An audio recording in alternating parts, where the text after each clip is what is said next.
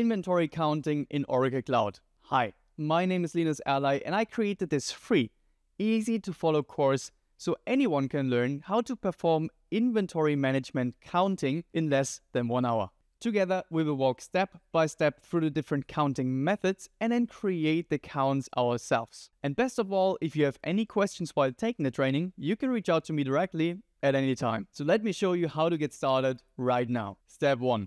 Go to panameer.com, or if you hate typing, click the link below. Step 2. From the main menu, select Learn, then New Courses, then End Users, and click on Supply Chain Execution. From the Supply Chain Execution page, click the Enroll button within the Inventory Management Learning path and start learning immediately. Don't miss out on this easy-to-learn opportunity. In fact, the whole course is completely for free for the next 30 days, so what are you waiting for? Go check it out right now and I'll see you inside of this free course.